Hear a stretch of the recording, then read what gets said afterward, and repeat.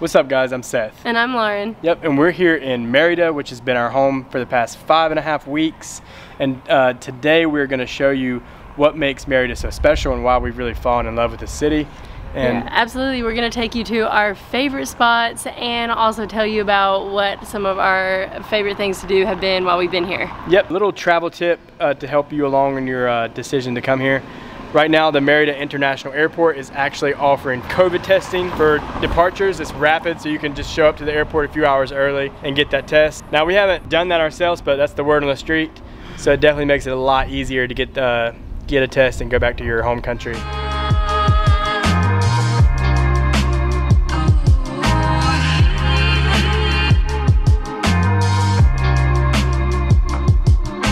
Okay, so we are here at Mercado Lucas de Gávez. It's our absolute favorite market here in Merida. It's just huge and bustling and amazing. And I can't imagine pre-COVID how awesome it must have been, but it's still super awesome. We like to come here on Sundays because there's not a lot of people, and granted a lot more is closed, but it's just a nice time to walk around and there's still enough open to be enjoyable, but without all the crowds. But we like to come here any day, right Lauren? Yeah, this place is awesome. All over Merida are these sanitation tents, and basically you just walk underneath them and then you get sprayed off. So what they sell at the market is basically anything and everything. They have fresh flowers, spices, tons of fruit. I've seen tons of shoes and also little knickknacks, bags, basically anything. It's like a maze and there's multiple vendors everywhere.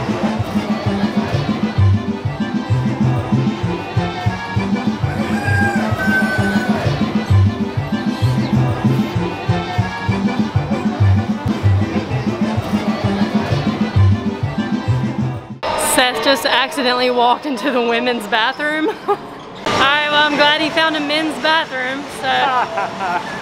It confused me because there's a guy working the stand at the women's. So, and the sign was like small. The mercados here are also the perfect place to practice your Spanish. Because you go through and you're looking at all the vegetables and fruit, and they usually have a sign. Case in point, cebolla. Pretty much every type of vegetable. Just come to the market and soon you'll be ordering at Subway like a pro.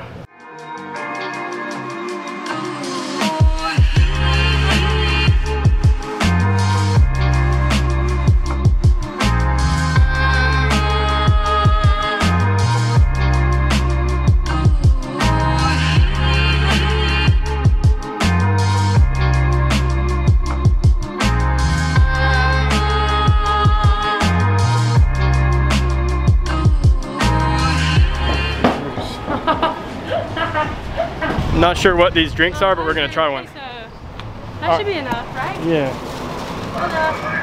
Sandía. Sandía. Sandía? Sí. ¿Cuánto cuesta? 15. 15? Okay. Aha, success. Okay.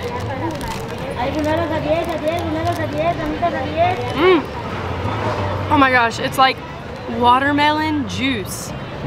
It tastes just like a watermelon, but blended up. Nice. And how much was it? 15, so it's only 15 pesos. What? Wow, okay, so you wanna try some? Yeah. Alright guys, we stopped off at a restaurant at the market. We're just gonna try al pastor tacos. We don't have that much peso left. We have to go to an ATM, so. Alright, so our friend over here, he said to put salt and lime on the taco, so. Okay, let's do it. Gracias. It really brings the flavor out. Yeah. The Alfredo.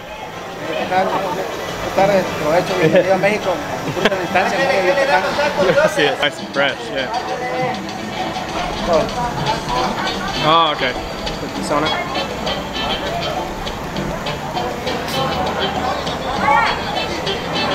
Okay. Put both of those on it.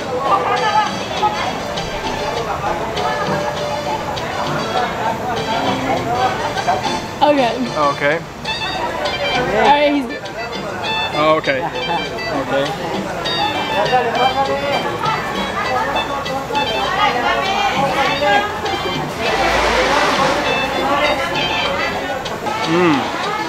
good. You getting that in there? That's so good. The best. That's gonna light you on fire, I guess. That is the best. So good. So good. Never had a torta. Dang, this is delicious.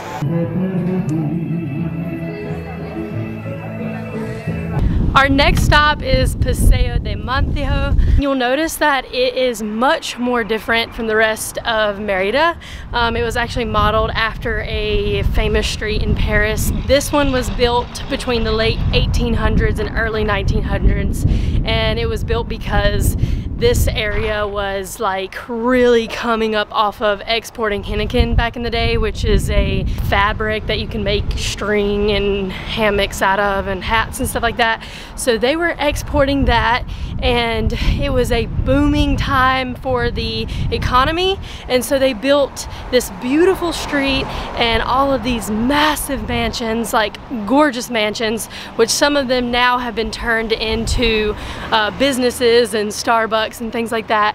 But yeah, I mean, it's a gorgeous street, and if you get off of the street and you go like north or like a couple streets to the left or right, you'll notice that a lot of mansions have been abandoned and they are like overgrown and they're for sale. So it'd be really cool to buy one and renovate it.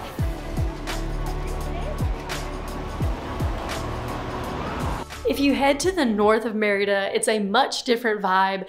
You have upscale restaurants, multiple really nice shopping malls, and you have one of Merida's most famous museums, which is the Mayan World History Museum. And from the outside, the architecture looks insanely awesome. Unfortunately, at the moment, it is temporarily closed, but hopefully it'll reopen soon for visitors because it looks amazing.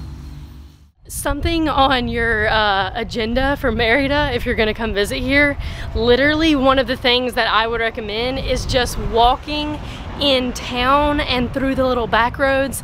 Just forget about Google Maps and literally stroll through these colorful streets. These houses and all of the different pastel colors themselves are a sight to see. So I think this is what makes the city what it is. I mean, it is like subtly beautiful. It's not even trying, it just like is the most gorgeous city.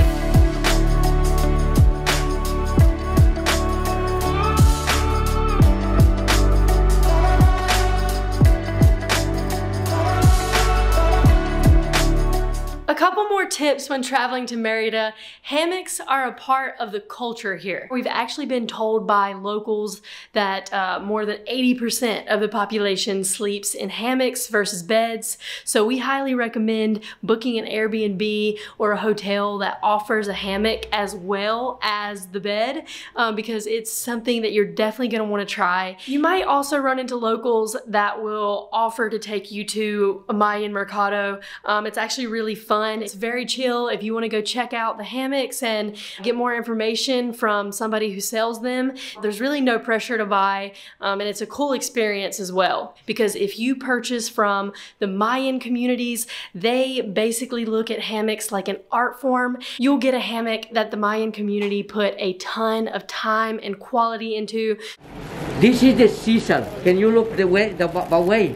Oh. The way? Yeah. Oh yeah. You know, it's 1 kilo in 100 grams, but it's resistant for 850 kilos inside. Yeah. Oh wow, that's amazing. Yeah. And this one is mosquitoes don't bite you because it's natural. Can you smell this one? Also, remember to try the Yucatecan food. One thing that really surprised us about Mexico is that the food is regional. And here in the Yucatan, there is a huge and diverse food scene. So make sure that you do not miss out on that because the food is absolutely delicious. And you can peek at all of the cute boutiques and coffee shops along the way. You'll also come across a lot of parks and squares that have restaurants with outside seating, but the biggest park and the main park is in the centro called Plaza Grande, and at night there, they light up the cathedral with an amazing night show.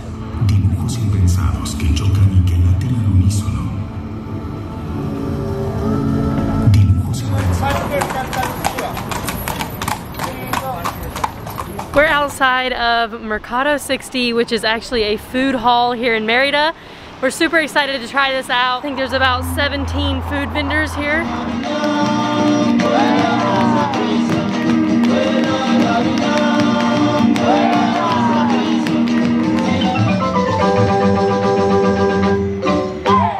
Alright guys, a few more quick notes. For those of you that saw our Progresso video a couple weeks ago, when we went up there and were not able to access the beach, well, we did for like 10 minutes, but it was closed.